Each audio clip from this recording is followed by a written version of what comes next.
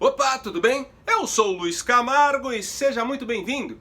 As entrevistas com presidenciáveis no Jornal Nacional já virou algo tradicional em período eleitoral. E desde as eleições de 2006, William Bonner adota a postura de escrachar os candidatos com perguntas que se tornam violentas pedradas. Se você der uma navegada aqui no YouTube, encontrará verdadeiros clássicos, como em 2014 a entrevista com a Dilma e o peido em rede nacional do pastor Everaldo. É claro que a Globo é uma emissora execrável que deveria ser expurgada do dia a dia de qualquer brasileiro. Mas sou obrigado a assumir que essas entrevistas eleitorais do JN são imperdíveis. Mas dessa vez não posso dizer que os jornalistas globais pegaram pesado com o Bolsonaro. Até achei que o Bonner iria deixar o candidato de calças curtas, fazendo capciosas perguntas sobre economia. Mas não foi o que aconteceu. Ele trouxe à tona praticamente todos aqueles assuntos lacradores para os quais Bolsonaro já está cansado de responder. E aquelas velhas polêmicas resultantes de fake news que já foram amplamente desmentidas. Até pareceu que o Bonner era um bolsominion querendo ver aí o seu candidato mitar no horário mais caro da Rede Globo. Ou queria apenas irritar a Fátima Bernardes e o seu namoradinho da CUT. Mas enfim, brincadeiras à parte, vamos fazer uma breve análise aqui. A primeira pergunta foi o tal do auxílio moradia que o Bolsonaro recebia tendo residência própria. Essa conduta, como todos sabem, é plenamente legal, mas não é moral. Sim, Bolsonaro poderia ter dado exemplo, ele poderia ter aberto mão desse dinheiro, mas não fez. Paciência. Nenhum dos seus eleitores acha aí que ao apertar 17 no dia 7 de outubro estará dando seu voto para um presidente ideal, muito menos para alguém que mereça aí ser canonizado. Segunda pergunta. E se o Thanos decidir que o Paulo Guedes faz parte da metade que será eliminada do universo? Em todas as últimas sabatinas que assisti com o Bolsonaro, fizeram esse mesmo questionamento do fim do casamento com o Guedes. E na minha opinião já era mais do que hora, do Bolsonaro ter uma resposta decente para isso, ao invés apenas aí de ficar insistindo que essa ruptura não vai acontecer. Seria simples ele responder que se em último caso isso realmente acontecer, assim como escolheu Guedes, ele escolheria outro com o mesmo perfil, ou seja, um liberal clássico da escola de Chicago. Essa resposta ajudaria a eliminar a desconfiança daqueles que temem seu passado estatizante. A terceira pergunta, a tal da desigualdade salarial entre homens e mulheres. E essa pergunta sempre vem junto com a fake news de que ele afirmou que mulher deveria ganhar menos que homem, quando na verdade ele nunca falou isso. Tanto que quando questionou a Renata Vasconcelos, onde ela teria lido ou visto ele dizer isso, ela não soube responder.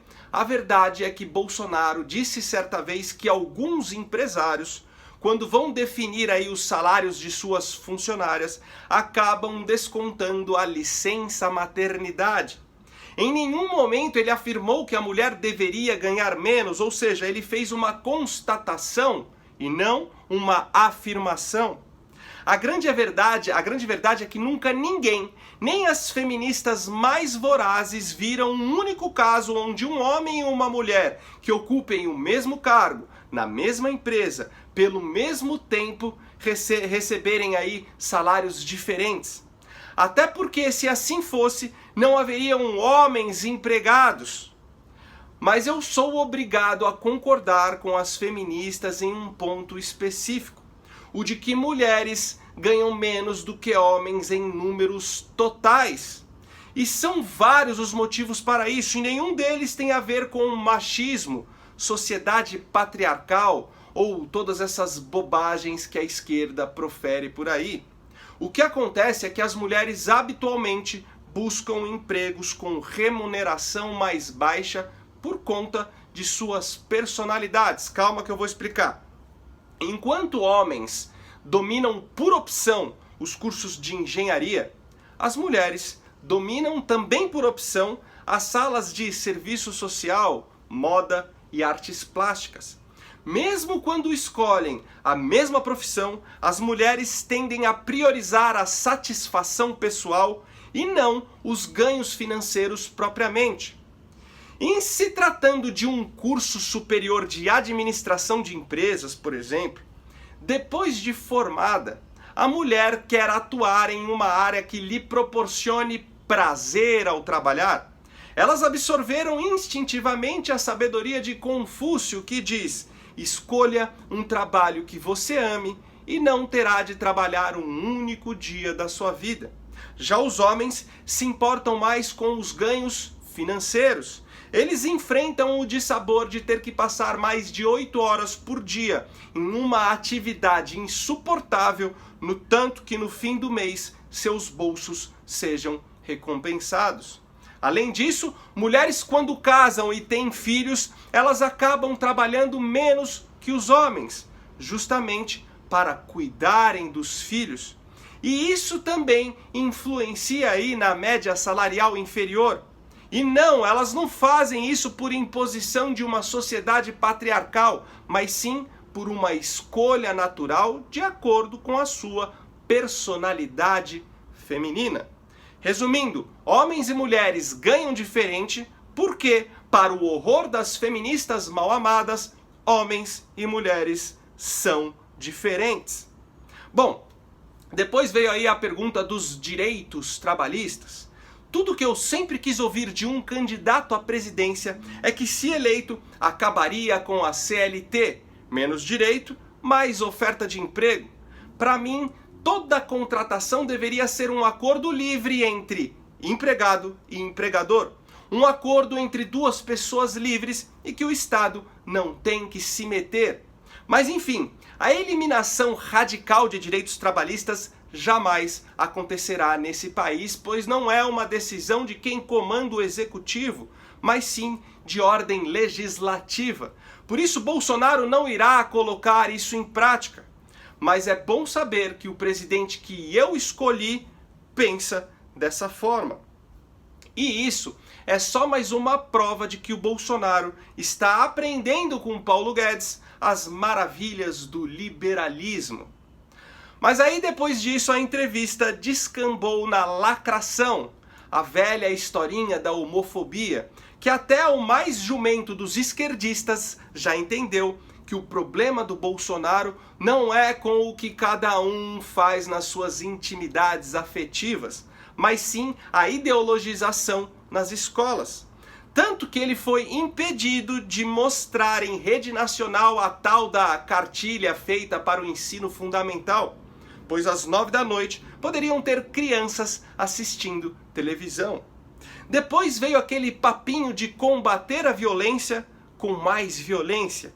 E aí eu tenho certeza que 99,9% dos brasileiros que estavam assistindo o Jornal Nacional sentiram vontade de aplaudir de pé quando Bolsonaro disse que a polícia tem que ter o excludente de ilicitude para matar com quantos tiros forem necessários os criminosos que andam armados por aí. Nada ganha mais eleitores para o capitão do que dizer que bandido não é uma vítima da sociedade. Nada ganha mais a simpatia do cidadão comum do que dizer que o criminoso não pode ser tratado com flores e sim com violência. Temos que entender aí que só a galerinha do cursinho de sociologia da Federal que se choca aí com esse tipo de resposta. Para o brasileiro comum, soa como música para os seus ouvidos. E para encerrar, Bonner externou aí sua desconfiança de que o general Mourão fomente um golpe militar. A lógica é mais ou menos assim: um general entra para a reserva, se torna vice de um capitão, também da reserva, para concorrer em eleições democráticas com risco de perder, para depois, caso eleito, acabar com o Congresso e tomar o poder à força. Será que não passa aí pela cabeça do Bonner que se as Forças Armadas quisessem mesmo dar um golpe, eles não precisariam de nada disso, como não precisaram aí em 64? Bom, e conforme viralizou nas redes sociais, a verdade é que podemos resumir a entrevista da seguinte maneira. Em 27 minutos, Bolsonaro lembrou que o Bonner foi corno, que o Bonner ganha 4 vezes mais que a Renata, mostrou que o kit gay pode ser ensinado na escola, mas não pode ser mostrado na TV às 9 da noite, que o chefe deles apoiou os militares, que a polícia tem que atirar em bandido e, para fechar com chave de ouro, anunciou o seu apartamento em horário nobre na Globo sem gastar 1 centavo de anúncio publicitário. E por hoje é isso aí, até o próximo vídeo, valeu!